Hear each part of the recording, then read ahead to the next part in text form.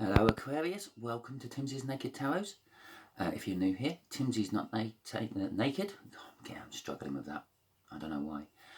But the tarot read is naked, by which I mean I try to strip out as much astrology as I can, because astrology and tarot are two separate things. The best way I can describe it is one's a diesel engine, one's a petrol engine.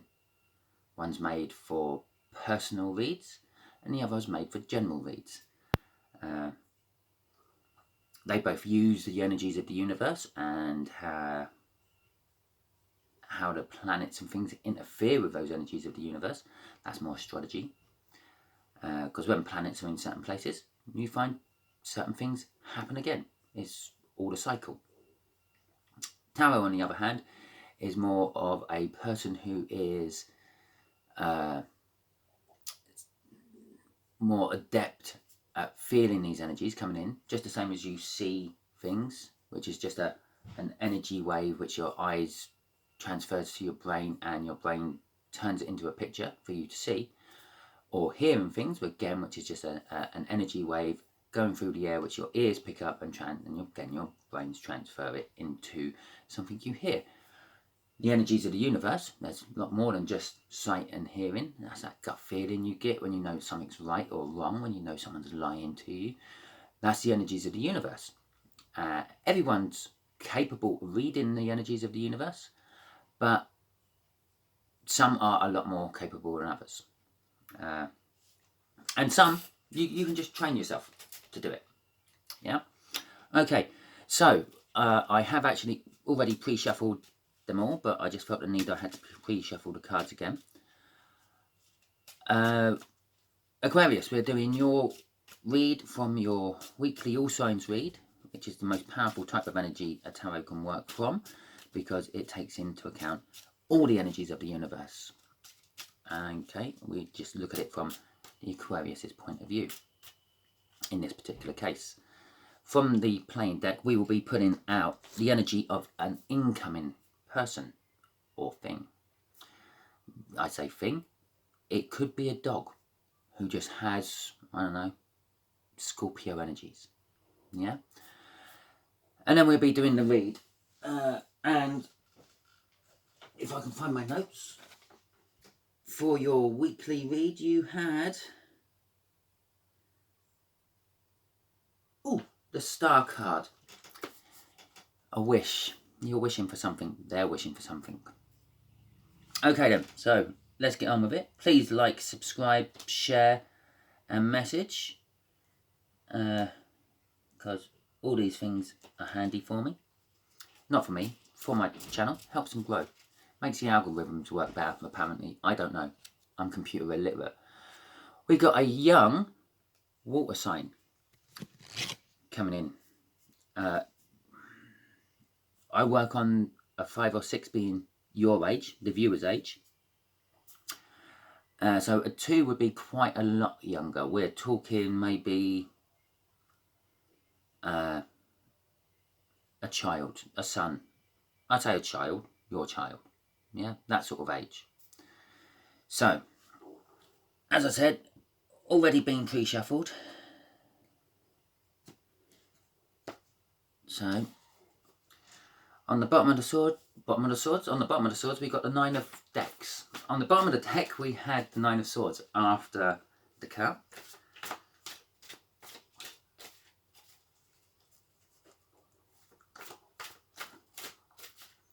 The energies work differently for everyone.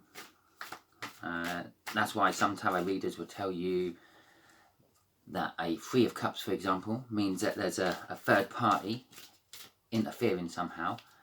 And others will say, well, no, it's a joyful party coming in. It's just how they feel that energy. Some people get talked to by the universe with seeing things. I quite often notice birds quite a lot. We have temperance. So this is all about patience and possibly mixing things up. Yes, as I was saying, I quite often see we've also got the tower underneath that. So it's a bit of a foundation shaker. I see birds and things, and obviously we all see birds, Yeah, don't get me wrong. But when you start thinking about sayings and things, it's like your magpies: 1 for sorrow, 2 for joy, 3 for a girl, 4 for a boy, and so on. Well, that's because over years and years and years, these things have been connected by people. Yeah, robins is another fine example. You see robins all the time, especially during the autumn months when you're turning over your garden and they're perched on the spade you're not using. That's because they're waiting for worms. Yeah, that's normal. When you see a robin in a place you don't normally expect it, and that is meant to be the spirit of a loved one who has recently passed, coming to check up on you, coming to let you know it's all fine. Yeah, I've gone to a better place. Okay, the way the energies will work, just here will be the energy of the connection. Just here will be how this younger water sign feels about the connection. Just here is how they feel about you. Just here will be the hidden energies of the universe revealing something, and just here will be the overall outcome. So we've got the 7 of Swords. No, it's not. It's the 7 of Wands. Oh my God, what's going on with me today? The 7 of Wands. There's a momentous happening going on in your life.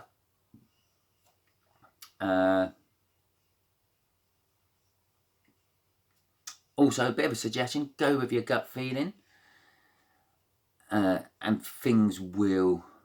If you go with your gut feeling, your ambitions and desires will come to fruition. It's also a card of having the high ground. Possibly this connection is you feel that you've got the high ground over this younger water sign. And I say younger, this might not be physical years. This could be emotional. Yeah, you're very emotionally mature and they're very emotionally immature. Or it could be spiritual. So possibly you're very enlightened and you're watching this tarot reading and they're not. Or it could also be life cycles. You go on round and round and you're on your, I don't know, 80th life cycle, and they might only be on their 3rd. Yeah. Up until 3 generations ago, they were a tree. Which would also sort of explain why they might be emotionally immature as well, because all these emotions are new to them. They've only been doing it for like, I don't know, what's the average lifespan? 10, 70, 120 years? 100 and 210 years, something like that. 10 of Pentacles. Well, they feel this connection is the be-all and end-all of life. They feel it's a new house, a new car. Not necessarily a new house, a new car. A house, a car. Sort of like, what's the best way to describe it? What the be-all and end-all. Yeah, everything you strive for through life. You go to work, you work your finger to the bone. You work stupid, unearthly hours to get all your money together to eventually buy a house and then get a spouse and have a family, get a pet, walk your pet, swear about your pet, buy furniture, get a nice TV, all the niceties of life. And that's it. That's that card all rolled into one. They feel about you, the Queen of Pentacles. Okay. The Queen of Pentacles is a practical, down-to-earth, helpful, maternal, positive, creative, but serious person. Yeah. Best way to describe the Queen of Pentacles is a bit like a cook in some sort of costume drama. Yeah, looking after the waifs and strays that come in, giving them a little bit of food and things, giving them a clean up before they kick them back out onto the street. Someone who like patches up your cut up knee after you've fallen over and scraped it. That sort of a bit like a mother, but like the best mother you can have. Okay, the energies the universe is revealing. They're revealing it's a new start with clarity and unclouded judgment. And the overall outcome is the moon. Things hidden from you, generally. That's pretty much all I can say about that at the moment until I get some clarifiers on it. Although this does clarify that a bit and this does clarify that a bit. So they feel it's the be all and end all, but excuse me, a bit of a frog in my throat. But they possibly might be hiding how they feel about the situation to you.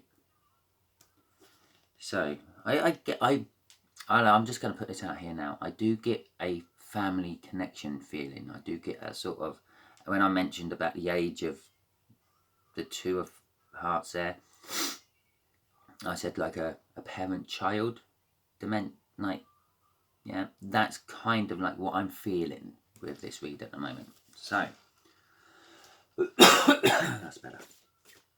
Right, sorry about that. Oh, here's the read then. Oh, well, we'll have that lot then. Oh, I'm just using this clarifiers as we go through. Alright, I'm just going to literally pick these up off the floor and lay them as they are. The Page of Wands is a childlike, see, what did I say?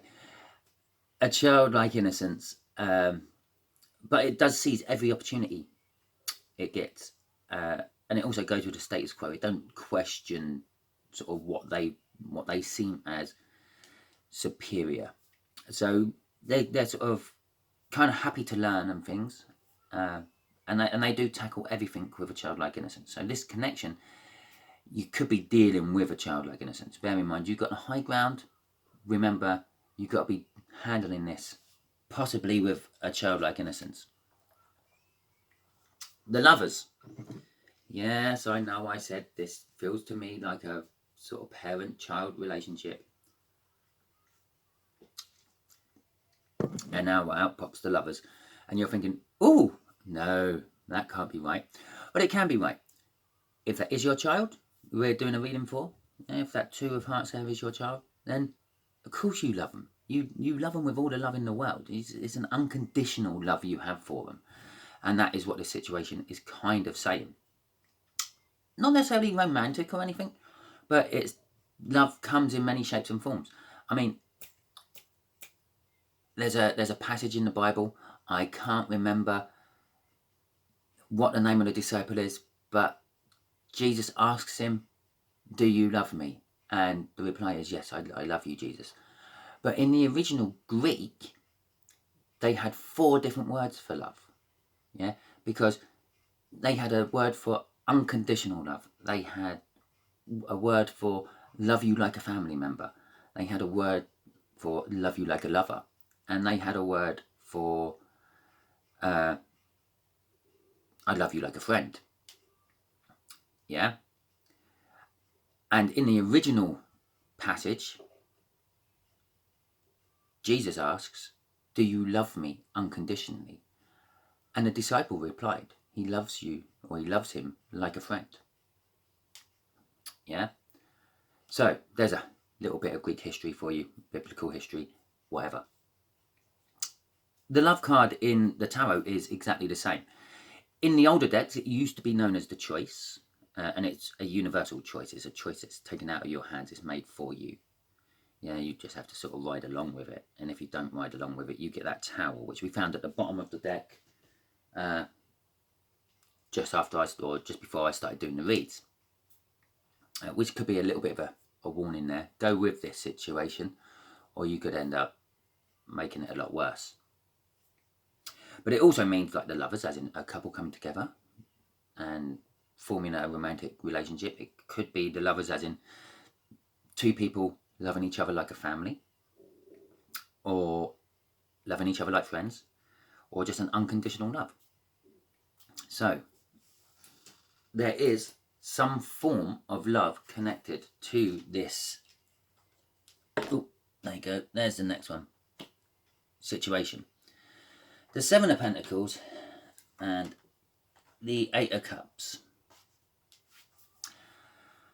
Well, the Eight of Cups, yeah, separation and divorce, but it also means, yeah, moving away or taking a trip. The Seven of Pentacles means a momentous happening in life. Yeah, go with that's the Seven of Wands. I thought that sounded very familiar when I started reading that, but it does feel like a momentous happening, even though the Seven of Pentacles is it's waiting and it's feeling fear. I feel what's going on here is possibly that Ten of Pentacles is actually representing they're on the precipice. This Two of Hearts is on the precipice of having it all. Yeah. And they're a little bit fearful that it's not going to come to fruition. It's been going on for a little while, which if it's buying a new house and things, it sometimes can go on for a little while.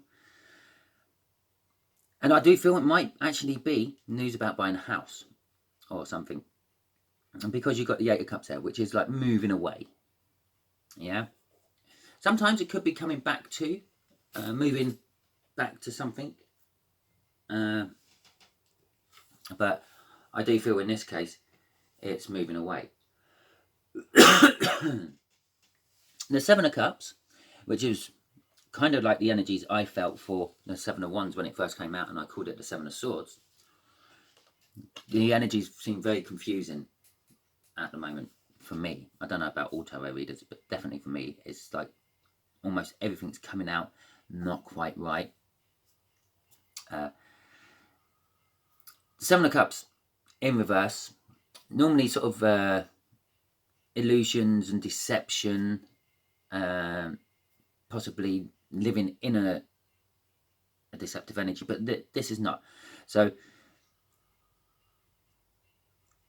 I feel from that is like no matter what anyone says about you, Aquarius, yeah, they are quite steadfast in their belief of how they see you as that Queen of Pentacles there.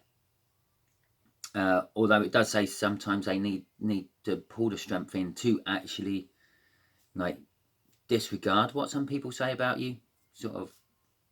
But they do. They definitely they're under no illusion about how they feel about you. That's the best way of describing that. So I can get to shuffle again. It was nice of the universe to give me a nice round 6 there.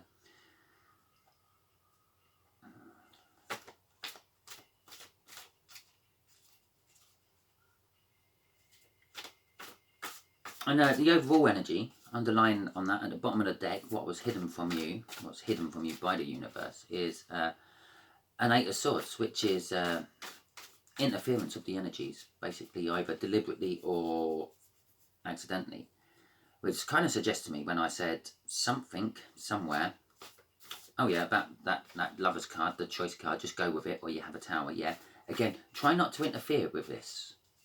Yeah, this I'm going to say this is the Two of Hearts choice, not yours. This is just clearly the universe feels that you need a heads up on it.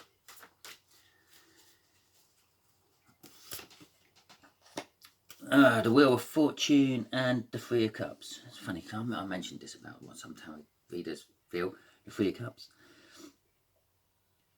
Right, okay, so the universe is saying it's a new clarifying start. The Wheel of Fortune is backing that up, basically. Yeah, and it also means it's going into your favour. And with the Three of Cups energy, it's friendship, community, networking, group bonding, hell, having a social worker coming around and helping you out, giving you advice and things, can be classed as Three of Cups energy. It can also be classed as a third party coming in, but I don't really have anything elsewhere in this read to explain that to me. It might be, but the universe ain't revealing that to me at the moment. It could also sometimes be seen as almost like a divine blessing over a coming together of a couple. I just can't really explain that. Sorry, I keep drinking now. I've got a really croaky voice.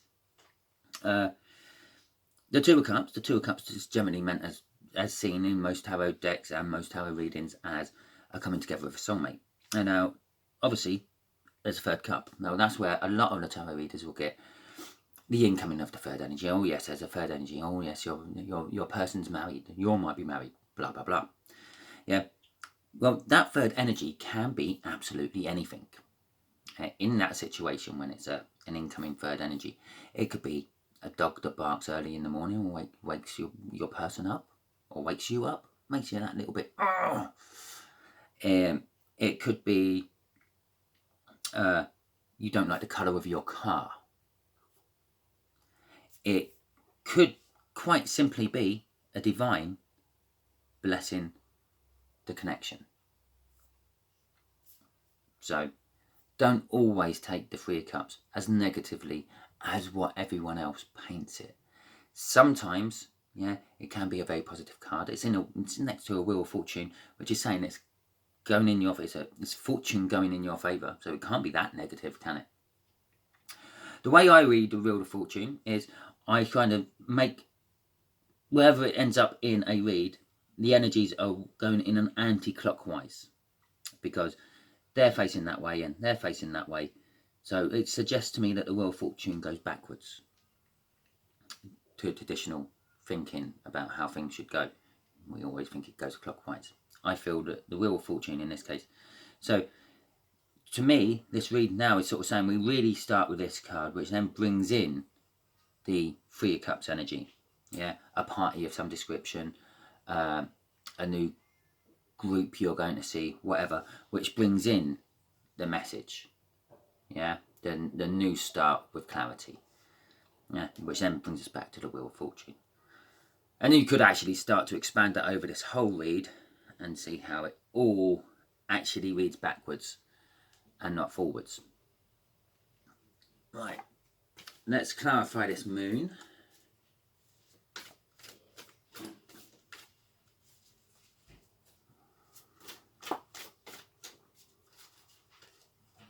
Oh, nearly had a whole deck on the floor to read then. Never had that one happen yet. Oh, more stuff being hidden from you and juggling. Okay. Okay, I feel that this Two of Hearts is actually withholding something about this whole situation from you. I feel with the High Priestess out there, yes, again, it's the secret keeper of the Hierophant. And with the underlying energy of the Hanged Man, I'm sort of getting the feel that if you go with your intuition, your gut feeling, you will actually know what's being hidden from you. Because that's a very intuitive card. Yes. So if you go with that intuition, you will find that you kind of know what the hidden secret is, and then that leaves you juggling it. Obviously, do I let young water sign there know that I know what they're hiding from me, or do I just let them go and do their little house move and just help them out when I can? Possibly that they can't quite afford it. They're going to have to work their finger to the bone for a while to get settled and get all the stuff in and everything. But there you go. That's how I feel about that one. Going to leave you juggling. Let's see if the universe will give us some heads up on what is being hidden from you. So, universe, what's hidden in this final outcome from Aquarius? We may or may not get any sort of decent result from this, because this is like prying a little bit. Could get me a little bit of bad karma coming my way. Oh, well, Okay, we'll have them two because they fell out, and then we'll have the bottom card. We'll start with the bottom card. A Five of Swords, and a Five of Cups, and a King of Cups. Okay, so it's saying hidden from you is loss, regret, denial, a relationship breakup, but it also means it's not seeing the possibility of a good future soul connection. A lot of cards in a lot of decks will have three cups knocked over, 2 cards still standing, and a person sort of like looking at the 3 cups knocked over and sort of all looking sad and crying and whatever. Yeah, ignoring the 2 cups standing up. And as we discussed here, the 2 of Cups represents a soulmate connection of some description. So obviously the general meaning is the loss of those 3 cups knocked over. That could have been like, I don't know, three goblets of very expensive champagne. Just leaving 2 goblets of water to clean your palate out with afterwards. But it could also mean that possibly 3 relationships that weren't good for you or them have been knocked out of the situation, and there's just left 2 decent relationships which will help them out more. The Five of Swords is a little bit of disharmony and unbalance, discord, quarrelling and conflicts, basically. But from this, I'm getting it's. I think this is what, and the King of Cups. The King of Cups is like leads by example, diplomacy over force. He has a full cup of love there, but he dribbles a little bit of that love out onto people as and when. He's caring and tolerant.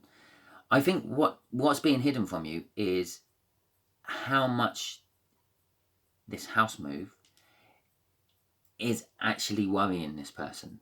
I'm now getting the feel it's probably they're flying the nest, and they're not 100% sure if they can handle it, and it's going to be their first time they've been like living away for forever now, and the like. But they're kind of feeling that like diplomacy, keeping that away from you, is the best thing for you, and like caring about it as well. Remember, this is all going to take a little bit of time because we got the Temperance out. The Temperance also is like in my eyes, a card of strength. As I said right at the beginning of this, energy readers feel and see things all differently from each other. Now, when I see the Temperance card, I often get an image in my head of a sword being made in a blacksmith's, because the Temperance is also bringing together all the elements. Now, you get your iron ore out of the ground. There's your ground element. And then you heat your iron ore up and turn it into metal in hot coals and stuff, and a furnace to melt it down first, and then hot coals to work it and all that. Well, there's your fire element. And in your furnace, you're pumping air into those coals to make them even hotter still, make it burn really, really hot. Well, there's your air element. And then finally, this is where the Temperance comes in. Once you finish working it and the metal's still cherry red, that lovely little colour, they take it and they plunge it into water. Yeah, into this like looking dark and dull and horrible colour before they polish it all up and make it all nice and shiny. That's called tempering. It's also called quenching. Basically, the sudden drop in temperature hardens that metal up stronger than if it was just left to cool over time. So, over time, yeah, all that process of banging that metal, shaping that metal, getting nice fine edges down to points on that metal to make a sword. This could be a gate or key or anything, but something metalwork being made, proper blacksmithing. Yeah, takes time, temperance. You have to temper the metal to make it harder, temperance. Temperance. So that's kind of what I see. So not only is it time, it's going to make your connection with this younger water sign a stronger connection in the end. Okay, hope this helped you out a little bit. Hope it's taken some of your fears away of this house move, because it will end up being good. There's nothing bad in here. The only bad card I think I had out of this whole read was a tower, and a tower isn't that bad a card. It just means it's a life shaking, foundation quaking happening, which in this case, if your firstborn has decided to leave the nest, then it is a bit of a tower moment for you at the very least. And it's like, oh, well, what am I going to do? My firstborn's left.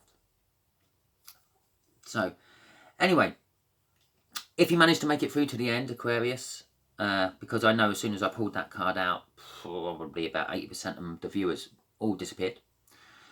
Not the Temperance, the Two of Hearts. Then, well done. Give me a thumbs up. Leave a comment. I'm interested to see if I've hit the nail on the head on this one. There's a little bit, as I said, the energies feel really confusing to me at the moment. This is the only read where I've pulled a card out and called it the wrong suit, even though I can see it's wands, and get the wrong feel from it. It's because I'm calling it. I'm not really looking at the card as I call it. I'm calling it off the feel I'm getting as I pull it. So yeah, thumbs up, comment, share, and subscribe.